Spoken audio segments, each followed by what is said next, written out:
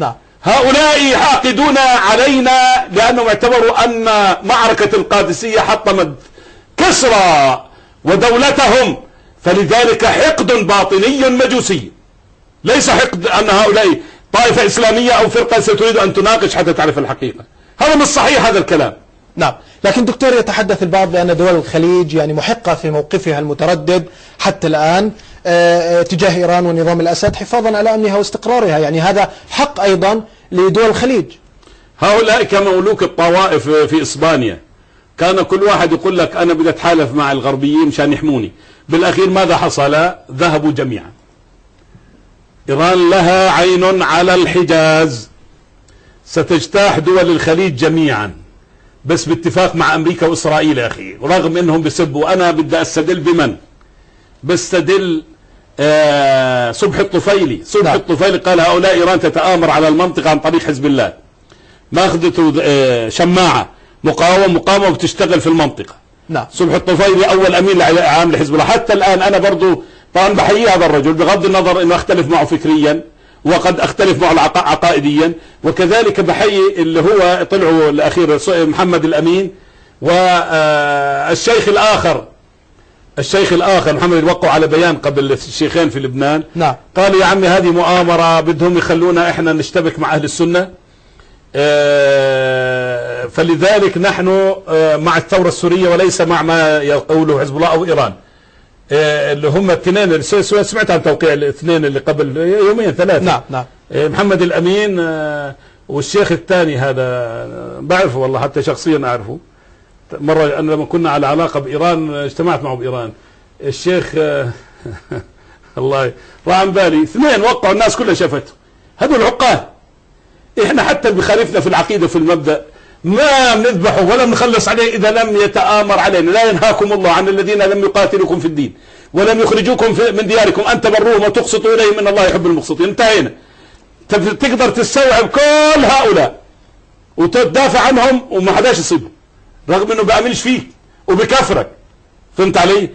اما اللي بتآمر مثل هذول شو لهم عندنا في وطننا؟ ليش يضلوا حتى في هذه المنطقة؟ هؤلاء لما يتحالفوا مع الامريكان ومع اليهود ويدعوا لهم مقاومة وبعد ذلك يذبحوني بهذا الشكل في سوريا، شو لهم عندنا هؤلاء؟ سنعاقبهم بمثل ما عاقبونا. هاني فحص طبعا. انا الشيخ الثاني محمد امين هاني فحص انا حتى ذكرته الان اللي وقع البيان بالسنة في اعمال ايران وحزب الله في الوقوف وجه الثورة السورية.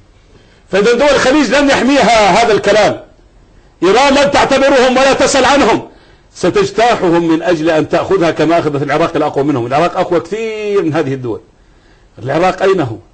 بأمريكا تسعان، وكذلك أمريكا استمرأت هذا الكلام، قال ما يوجد ناس بهذا الشكل ما دام يوجد إذا ليش أتحالف معهم أهم من إسرائيل. فبكرة بيأخذوها كلها. أمريكا بدها النفط وهدول بيقول لهم خذوا الحجاز، والحجاز عندهم كتبهم انهم سينبشون قبور الصحابه خاصه الخلفاء الاربعه ليقيموا عليهم الحدود وام عائشه ام المؤمنين. اتقبل يا اخواني بالصدق، انتم مش عارفين القصه هذه، مش عاجبكم الكلام هذا، انتم اما جهال او حيوانات، لانه اذا بدكم تفهموا روحوا للكتب تبعتهم حتى تستوعبوا. اما انتم اذا ظليتم متآمرين ستحاكمون مع هذا النظام. اعلنها لان الذي يساعد الباطل هو باطل. الرسول صلى الله عليه وسلم شو قال؟ الدال على الخير كفاعله والدال على الشر كفاعله. فما بدنا الآن لا حيود ولا عمل تقعد تمزني بحالك. لذلك هذه أمتنا يتآمر عليها مشروع صفوي صهيوني، صفا صهيوني بقيادة أمريكية. طيب دكتور، لكن هناك ربما مخرج آخر ما يدور الآن في مكة، ما جرى في مكة. يعني البعض يتحدث أنه لقاء مكة يعني لم يكن عن عبث، وأن المجتمع الدولي اتضحت لديه معالم الحل في سوريا على أساس تقسيم طائفي. يعني كل من اجتمع في مكة ربما جاءت بأوامر غربية لهذا الحل، أساس التقسيم الطائفي. والدلائل واضحة الدلائل في سوريا، تسليم المناطق الشمالية للأكراد بشكل مجاني، وتهجير أهل السنة من حمص ومن اللاذقية ومن طرطوس. يعني كل هذا يدل أن النظام يتجه الآن إلى منطقة أو دويلة علوية. يا سيدي، رئيس الأركان الأمريكي لما دخل العراق صرح تصريح، قال بعد العراق لما شافها سهلة وأنه استقبلوه جماعة إيران وسهلوا له الضرب، ما بعرفش انه يصير مقاومة عنيفة بعد ذلك وستخرجه وأخرجت.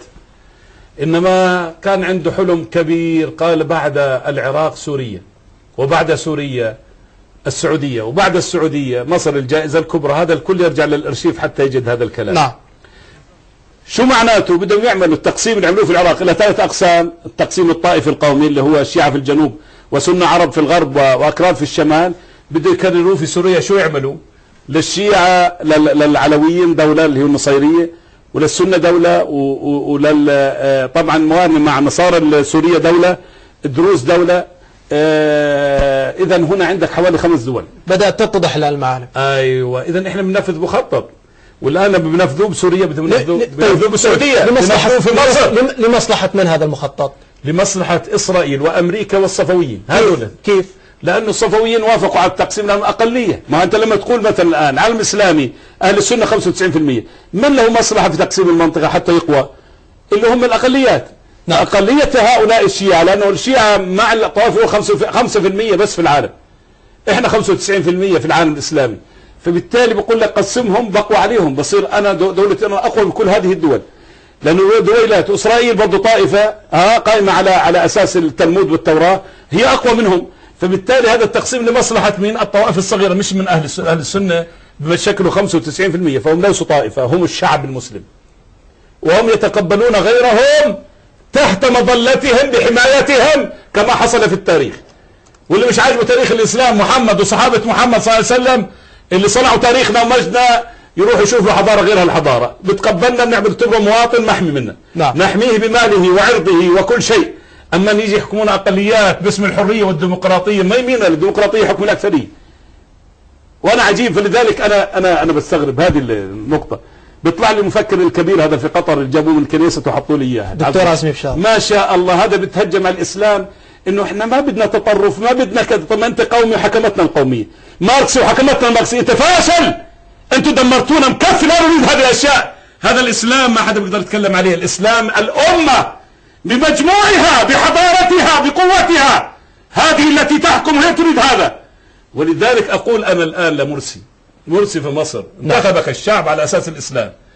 أنت بتدخل البواخر الإيرانية مشان تضرب. الآن إيران تبعت أسلحة، روسيا تبعت أسلحة، الصين تبعت أسلحة، وكلهم يقاتلوا شعبنا. وممنوع إحنا نتسلح، ممنوع نتسلح. لا الدول العربية بعت سلاح، ولا مصر بعت سلاح، ولا حدا بعت سلاح. أنت باسم الإسلام الذي جئت من أجله أو بسببه نقول لك امنع هذه البواخر من دخول قناة السويس، لأنها ملكية مصرية، هذه مش الأصل إنها أممت. نعم. كيف تقبل هذا؟ كيف تقبل هذا؟ أنت من جماعة كبيرة اسمها الإخوان المسلمين، وفي سوريا مجرد انتساب للإخوان يعدم في سوريا. هؤلاء إخوتك حتى في الحزب وليس في الدين فقط. لذلك أين الموقف الذي يرضي الله من هذه الحكومات جميعا؟ أين هو؟ أين السلاح؟ أين المضادات؟ أين مضادات الدروع ومضاد الطائرات؟ كلها سهلة من أحد الدول، هذه سهل جدا. لم تبعث حتى الآن. تركونا نذبح على أيدي هؤلاء الأعداء، كما قال الأخ الذي تكلم من حلب الآن. نعم. وبعد ذلك يقول يساعدوننا. لا بعرف ان ببعثوا باكيتات حليب وباكيتات شاي وباكيتات خبز إلى آخره، بس حتى مش كافية هذا. لا احنا عارفين بنروح نتنشط من شان ان نساعد بعض اخواننا، ولكن مش كافي. حتى هذه مش كافية. لذلك كلهم بيشكوا. شوف شو مخيمات عندنا بيشكوا. طيب دكتور، يعني